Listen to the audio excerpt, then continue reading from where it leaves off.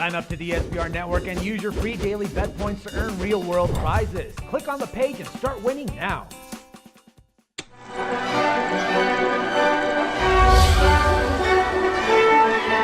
I want to ask some questions about all these other categories. I mean, so you're saying that the Oscars here is wide open, but in all those other categories like Cate Blanchett, Jared Leto, Matthew McConaughey, based on the market odds, those are all overwhelming favorites. You think that's a little bit inappropriate, those odds? Jared Leto is the safest bet in a major category. You can put your money on him and make some money there.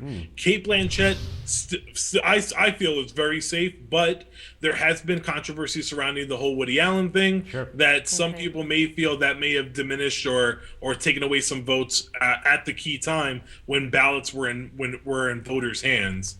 And then when it comes to Matthew McConaughey, he's won the Globe, he's won the SAG, and he won Critics' Choice. He didn't win BAFTA because he wasn't nominated. But it's worth noting, at any of these award shows, he never went up against Leonardo DiCaprio. And Leonardo DiCaprio is on his 4th and 5th nomination this year. So there is a potential feeling here that DiCaprio could upset McConaughey or even the BAFTA winner Chiwetel Ejiofor. This is amazing. I was expecting Clayton Davis to say, now basically all the favorites are locks and, there's not really any betting. But now, if it's wide open, some of these big underdogs might have some value. What do you think? Yeah, well, I'm actually surprised that Leonardo here is up for it. I would definitely put Chiwetel Ejiofor in front of Leonardo DiCaprio in this. And his odds are fantastic, 13 with Labrooks, which I think are a fantastic return for your money. He like I said, he won the BAFTA award, and that's a good place to be. But again, Matthew McConaughey wasn't nominated there, so his win is somewhat diminished by him picking up the steam there. But he won when ballots were in voters' hands. They were watching that award show and they had their ballots. All right, so out of the major categories, which of the long shots do you think might have a legitimate chance of stealing it? I mean, if you go into director, Alfonso Cuarón is the favorite there, but Steve McQueen and David O. Russell are fully on the table. David O. Russell has been nominated 5 times in 2 years, so I think that definitely starts building a narrative for himself. I think I just spoke about Best Actor, and then supporting actress. That's a completely open race between Jennifer Lawrence, who just won last year, Lupita Nyong'o, and June Squibb from Nebraska. Okay, yeah, we were going to get to that actually because there's actually fantastic betting value.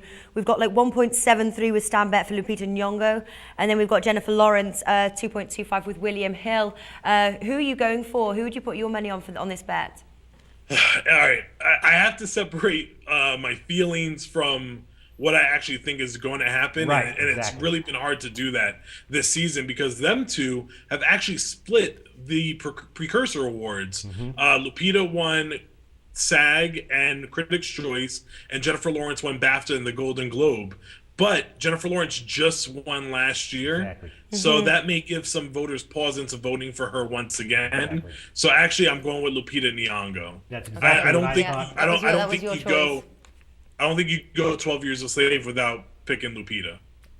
I think, in my sense, that was your bet, wasn't it? Everything we've discussed with everyone so far, I think that's probably my favorite bet on the entire card is Lupita at the odds where they're offering right now. I mean, Jennifer Lawrence winning 2 years in a row, she would be the 3rd woman in history to do it.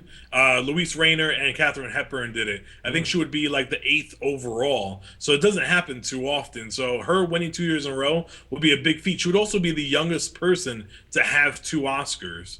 A lot of people wait till their 30s, 40s, and 50s. She would do it at 24. Okay, then we've discussed the main categories here, but what else do people really sort of watch for with the Oscars? Well, people tend to look for trends in the night. So if you start seeing Gravity picking up film editing and production design, you start getting the feeling that the film's going to win Best Picture.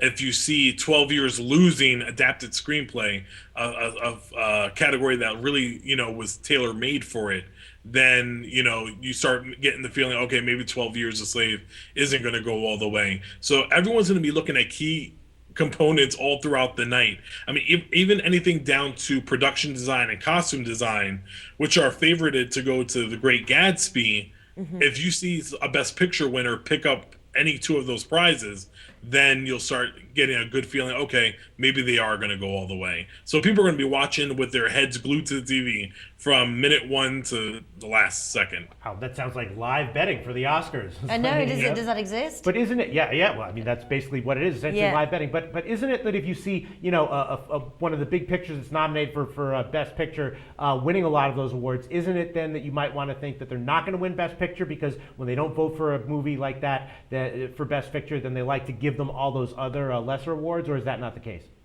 Well, like I said, this year has really made me kind of throw out the playbook, in terms of what could happen. 12 Years a Slave, there is a narrative that's written out there that it only wins Best Picture, and that would be it, right. Which hasn't happened since Mutiny on the Bounty in the 60s.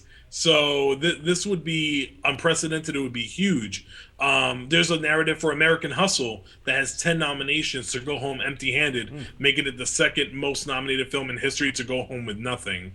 So Gravity could not win Best Picture, but be the most rewarded film of the night, right, and be kind of the new Cabaret, which had, I believe, 9 wins, and The Godfather won Best Picture but only had 3.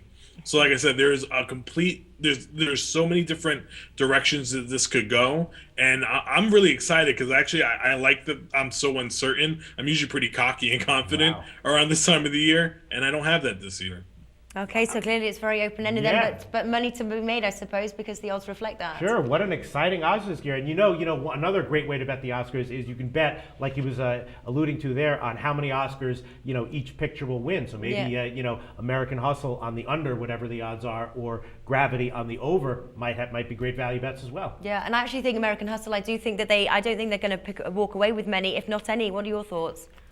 Right now I have Hustle winning original screenplay, which is not really favorited to win there, but I have it winning screenplay, and I have Gravity winning 6, but not winning Best Picture. I have 12 Years a Slave winning 4. So I'll tell you what, Natalie, I'm liking Lupita even more to win a Best Supporting Actress, and now I'm loving American Hustle on the under and Gravity on the over. Clayton Davis from awardcircuit.com. Thanks so much for this great call. Hey, thank you so much.